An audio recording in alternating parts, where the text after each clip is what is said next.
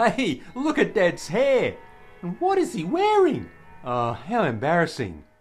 They were the comments that I would get from my kids when they wanted to hear about their parents' wedding. My father had taken a short movie of the highlights of the wedding, and of course there was the wedding album. Nowhere near the number of photos or videos taken at weddings today, but each one precious to my wife and I, and an enormous source of amusement to my kids. Certainly the fashions have changed enormously from those days.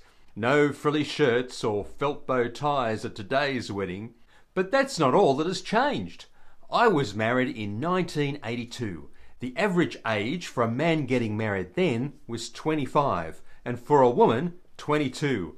Now it's 31 for men and 29 for women.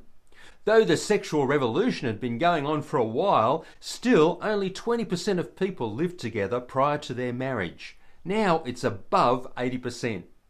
Back then, about 60% of us still got married in a religious service, whereas now only 20% do.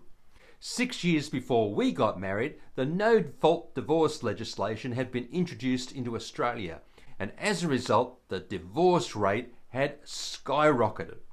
Presently, 30% of first-time marriages will end in divorce. I remember being asked by one of my dad's work colleagues when my then fiancée and I were introduced to him. "So, are you living together?" When we said no, not until we get married, he commented that he thought that was a bad idea. "Oh, try before you buy," he thought was a more sensible strategy. Today, most people would agree with him. I mean, the odds aren't that great for a lifelong, exclusive to all others, commitment to one person. How many times do we hear, "Oh, well, we've grown apart." "Well, we've developed irreconcilable differences." So why did I get married? Well, here are 5 reasons. 1, my parents had a happy marriage. They loved being with each other. They never tired of sitting together and holding hands. We would often wake up to laughter and giggling from their bedroom. They were a team that supported each other and never spoke ill of each other. They had arguments, but they always made up. Friends who would come around would comment, "Wow, your parents really love each other." Now, I wasn't naive about unhappy marriages. My parents cared for boys who were from broken homes, many of whose parents, well, hated each other. But my parents modelled a type of marriage, a type of partnership that I wanted for myself. Secondly, I didn't want to face the world by myself. I wanted someone that would take my side, that would help me through the tough times, that would celebrate with me the victories. Thirdly, I wanted sex.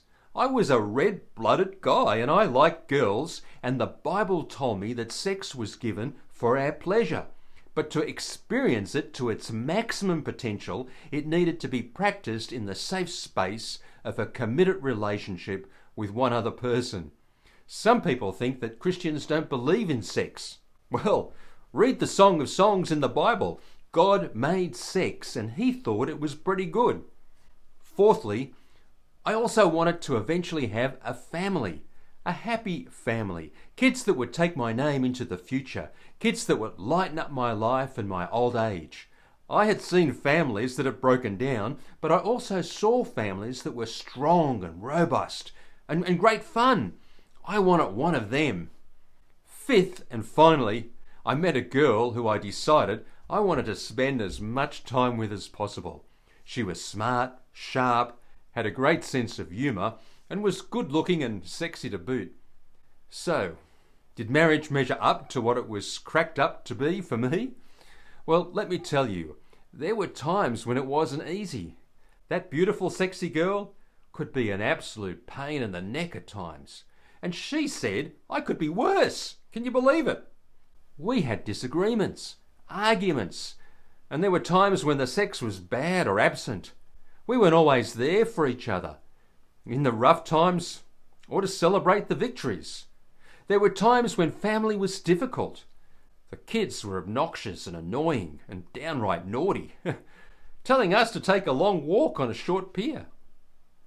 Making the marriage work meant compromise, self-sacrifice, apologising, putting aside your own desires, rethinking our ambitions and lots of prayer, and asking for help from our loving, forgiving and understanding God, from our families and our faith community. But here we are, 41 years later, a bit scarred and weary, but enjoying a beautiful family, now with amazing sons and daughters-in-laws, grandkids, wonderful memories of rough times overcome and victories celebrated, enjoying the love and support of an extended family. They say anything worth having is worth fighting for. So my advice to my kids and to you is a lifelong, exclusive to all others, commitment to one person in marriage is worth it. It's not easy, but it's worth fighting for. The fact that others have lost the fight is no reason to give up. It's a challenge, but with wonderful rewards.